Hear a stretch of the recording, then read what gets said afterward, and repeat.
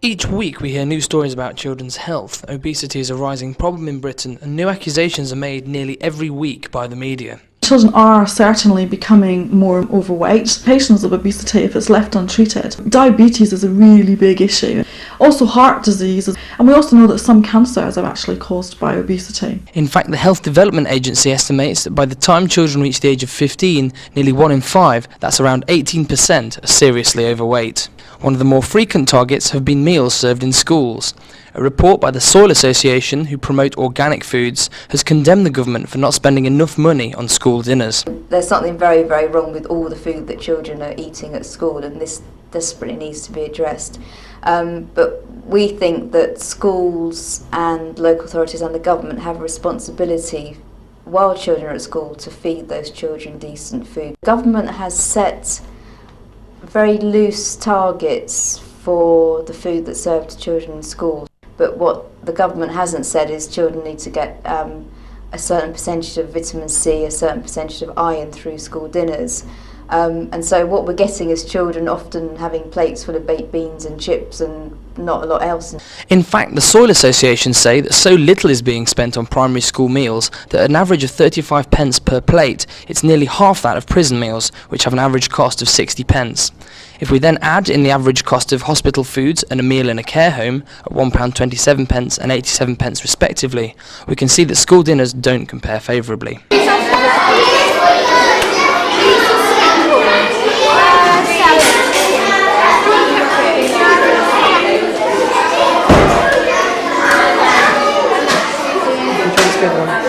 We went into the Sopley Primary School in Hampshire. Despite being small, the school has its own kitchen and provides school meals. They opted out of the local catering service and are working alongside the Soil Association to add more organic content to the meals they serve. Children and parents help design new menus, and more effort has been made to raise awareness of healthy eating by the children. Jackie Groves is their head teacher.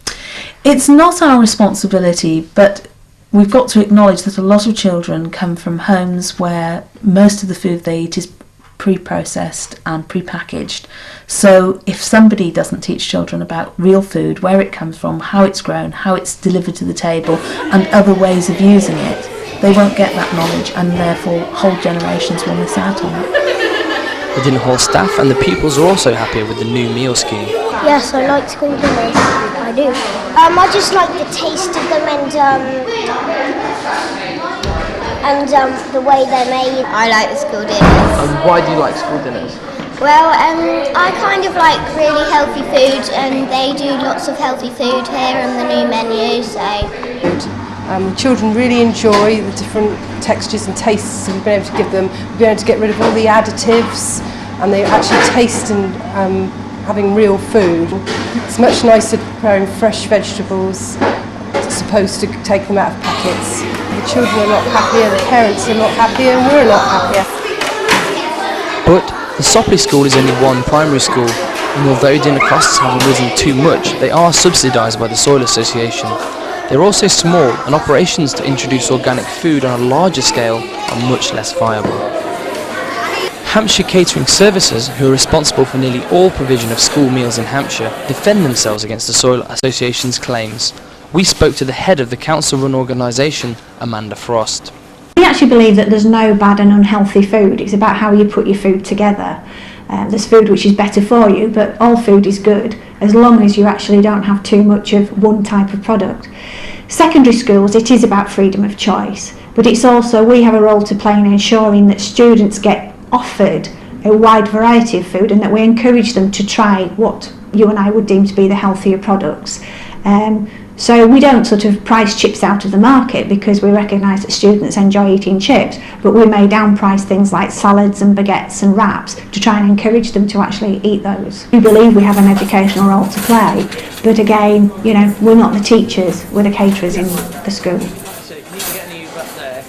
Not all dinner halls can justifiably receive criticism in the press. We spoke to award-winning chef Mike Thorne, who now runs the dinner hall at £18,000 a year Bryanston School in Blandford, Dorset, where pupils are offered a wide range of different menu choices every day.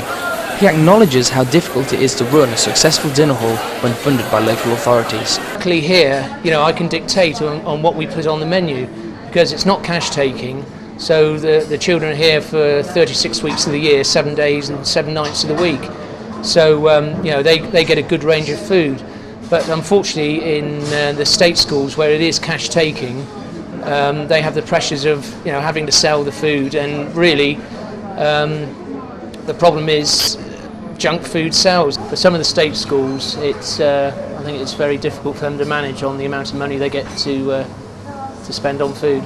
I think it's wrong to offer chips every day. I think there's lots of alternatives, especially with pasta, wraps. There's lots of carbohydrate alternatives.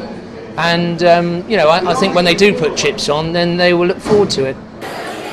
But resources here at Blandford are good, and as they are privately funded, have a much easier budget to manage.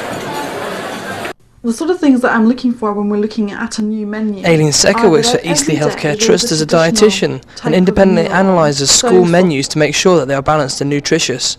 She agrees that more money needs to be spent on school meals, but says the solution doesn't necessarily lie with organic food. But there is a really big sort of gaping hole between organic food and the type of processed foods that we're actually eating now. So it would be much better to take a stepping stone and go somewhere in the middle of, good or honest, wholesome food, rather than all the processed things we're having, which are probably financially, halfway between organic and the processed things we're having now. I think the difficulty is that sometimes people think that schools should be solving all their problems. I think one of the problems, the way children eat today, it stems from a generation of parents who have been brought up using a lot more convenience foods, but also I think marketing to children, the way food is marketed to children, they put pressure on their parents to want to buy products, and most of those products tend to be the highly processed products, which are the products which we're now saying aren't particularly good for them. Manufacturers of such foods have been defending themselves, saying obesity is not their fault. Last week, the government asked for Ofcom, the television regulator, to draw up new guidelines for food adverts aimed at children. Filled with delicious sausage, now in new cheese flavour too! Fresh and tasty, my turkey escallops, succulent turkey breast in light golden crumb, a great value. Another important issue is who buys the food. Due to lifestyles and shifts in society, parents are buying more convenience food than ever before now. But we have to remember that school meal only provides 1/3 of the child's daily intake. That's all it's really set up to do. So the parents have to take some responsibility for the other 2 meals in the day. So children at school expect to eat the same things that they eat at home. That's why school meals provide convenience food in lots of cases. But the fact that parents often haven't got time to prepare a proper meal, and also very many people don't really know how to cook. That's really the biggest part of it. So the children, if you served up fresh vegetables to children in school they're not used to having at home, they're not going to eat them. I visited the Hill family in Southampton for tea to see how they ate at home and how it compares to the school meals they get.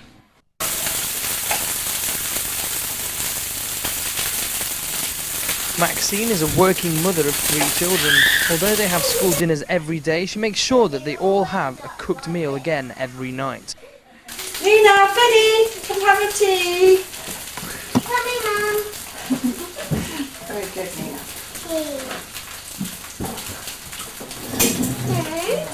Go sit down. Finn! Sit down, Nina. Nina, sit down. Finn! School meal provision isn't the same throughout Hampshire, and some schools aren't as lucky as others when it comes to school meals. The school meals that my children have at the moment are bought in and not cooked on the premises, so the food is either reheated or kept warm for a long time, and it's just not very nice. I think they eat fairly healthily, my children, but we do tend to eat together whenever we can. It doesn't matter too much what they eat at school, because I know that when they come home I always give them a proper meal, and they always have vegetables and fruit and things that they might miss out on at school. When it comes to blame, everybody is quick to pass the buck. Not all schools are in the privileged position that the Sopley School are, but if schools are going to present children with a choice of what to eat, then surely they should follow the Sopley School's example and work alongside parents in educating their children more about healthy eating. Then hopefully we can move towards a healthier and better eating society as a whole. This is Andy James reporting for Meridian News.